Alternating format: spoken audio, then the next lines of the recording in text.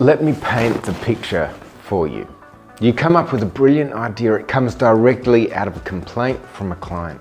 You know how to fix it, but it is going to require more than you can do by yourself. You go to your boss and share it. She says no. Demoralising, right? Now let me put the shoe on the other foot. You are in the middle of a project on the phone. Your team member barges into your office with a great idea and you just don't have the time. You say no. Do either of those scenarios sound familiar?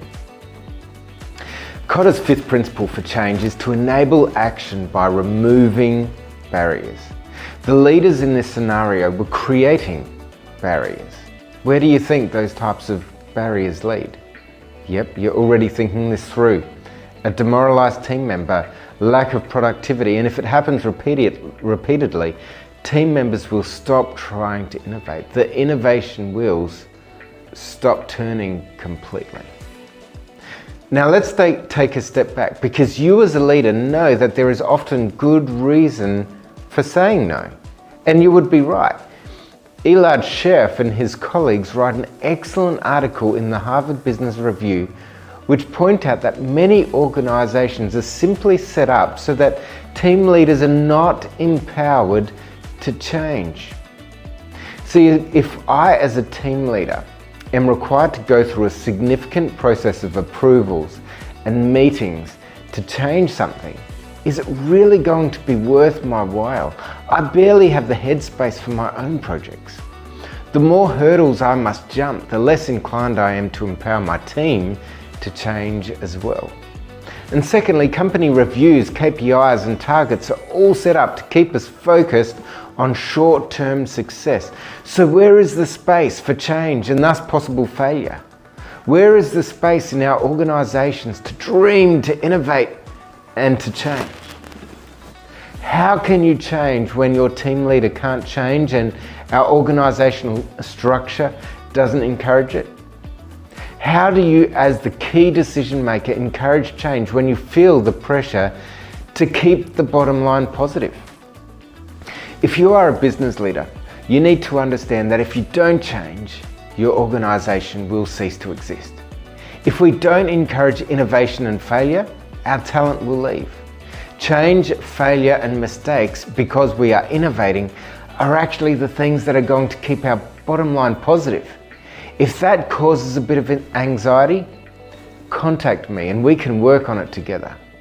Or if you're a part of a team, I want you to understand that your role here is to lead up. Understand that organizational structures don't typically encourage change.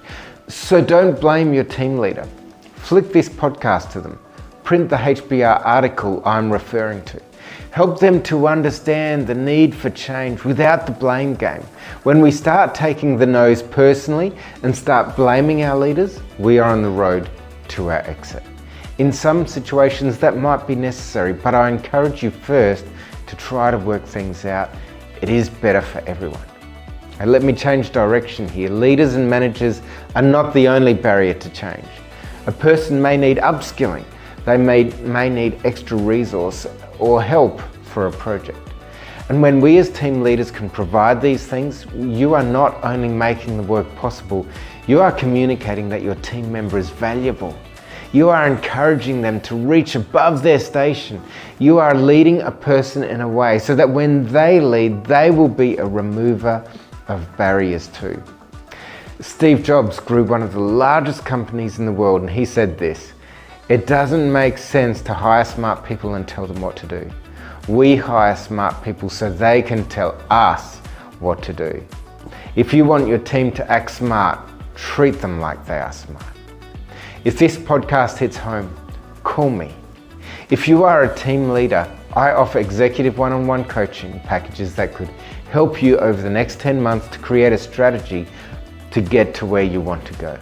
If you are the key decision maker and are trying to make changes in your organization and having no success, you need to call me.